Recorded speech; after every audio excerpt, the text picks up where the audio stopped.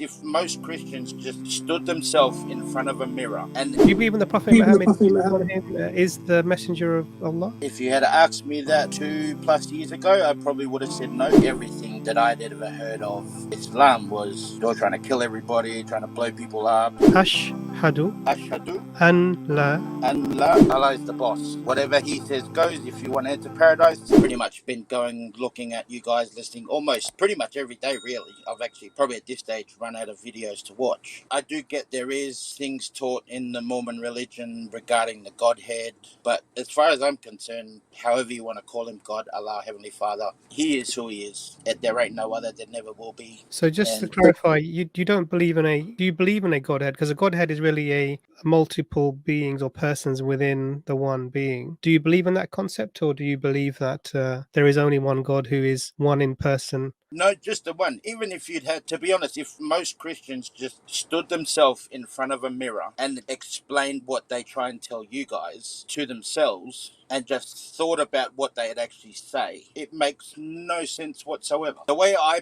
envisage when people mention Godhead, because that's, I'd say, the Mormons' version of the Trinity for the rest of Christianity that believes that part of it, is similar to the way you'd envisage a business. The CEO, he's the man upstairs, he has the final say in everything. That's God. And then you've obviously got Jesus Christ, who, as far as we were taught when I was younger, he's basically God's right-hand man. Whether that's true or not, whether that conflicts with what you guys teach in Islam is a different story. Then the whole, I remember you got, I don't know if it was this stream or if it was a previous one, it came up in conversation that for you guys, the Holy Spirit, that's Gabriel. In which, for me, it kind of makes sense, because whenever you go back and think about whether it was God talking to Moses or any of the other prophets, whenever something would happen, whether it's the burning bush or other times the prophets at the time would actually see something. For me, it never made sense, because you couldn't, even if someone wanted to try and make the case that that was God, it doesn't make sense, because whenever God's described himself, it's basically, if I showed myself to you, you would die. It's interesting because, I've got the Book of Mormon. Now, I've not read it completely, but I've got read a few things in there. And usually I quote a couple of verses here to my Mormon friends. So it's very simple in Islam. And you probably know this from watching all the streams that you have. There's the creator, and then there's everything else. Prophets, people, angels, spirit, whatever you want. Nothing is like the creator. There's nothing like unto him. Very clear. And God created everything, and he sent messengers to all the people, irrespective of their ethnicity, their background, their culture. He sent messengers to every single nation. God says in the Quran that we do not punish a people until we send them a messenger. And he also said in the Quran that we sent to every single nation a messenger. So all the people of the world received messengers. And then the Quran also says that the Prophet, peace be upon him, was the final messenger. Because ultimately there has to be a last one. Why? Because the end time will come, and before that end time there has to be a one who is the final, and that is the Prophet Muhammad, peace be upon him. And so he was given a revelation that is not just specifically for a people, but for all of mankind, which is why the Quran talks about the Prophet, peace be upon him, as a mercy to mankind. And the Quran refers to all people, oh mankind, we have, and God describes him, what he's guiding them to. So it seems to me that you don't follow the concept of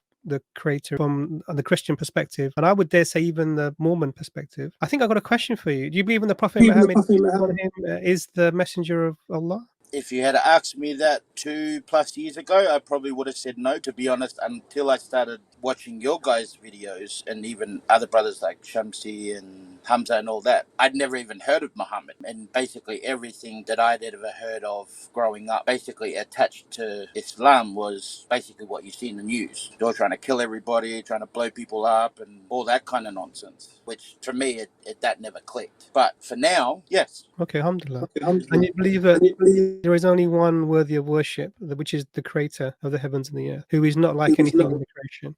Yes. Okay, brother, you're Muslim. These are the basic fundamental beliefs that you need to hold to enter into Islam, essentially. So what's holding you back? Nothing really, and to be honest, I don't know whether it counts or not, but I have actually said it to myself, watching other videos and just reciting it in my head, really. Alhamdulillah. Why don't you take the step formally with us, and then we can make this the formal sort of acceptance and your testimony, and then we can go from there, help you on your journey, brother, as a brother in the religion. Sounds good to me. Okay, alhamdulillah.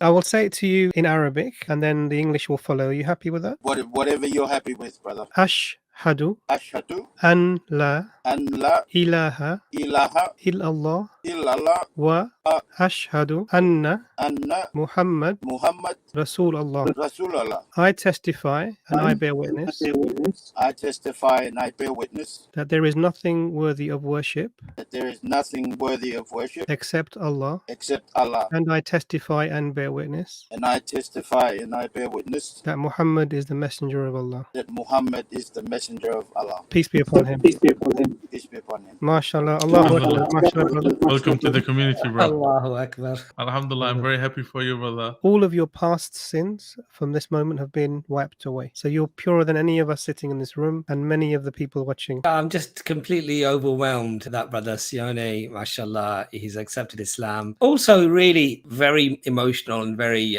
thankful to Allah that in some very small way we could have been a part of your journey to Islam, because you know the favor Allah has given you today, brother Sione, even though we don't really perhaps appreciate it, but it is more than the world and everything that's inside of it. Alhamdulillah, thank you, brothers. It's actually quite a pleasure and an honor to actually speak to you guys, believe it or not. Realistically, I mean, let's all be honest. At the end of the day, we're going to die. When that is, no one knows except for Allah. And who enters paradise at the end of the day, once everything's all done and dusted, and who decides what the rules are? Think about it, if from your own perspective, if you're going to host a party and you said anybody and everyone can come, but these are the rules. If you abide by the rules and you meet the guidelines, fine, you can come. If not, too bad, too sad, you got to stay out. You can't enter. Same logic. At the end of the day, paradise, whatever you want to call it, Allah is the boss. Whatever He says goes. If you want to enter paradise, do as He says. If not, don't whinge later when you don't enter and you end up in the hellfire. Simple. MashaAllah, a very beautiful reminder. Barakallahu feek. May Allah reward you with good, brother.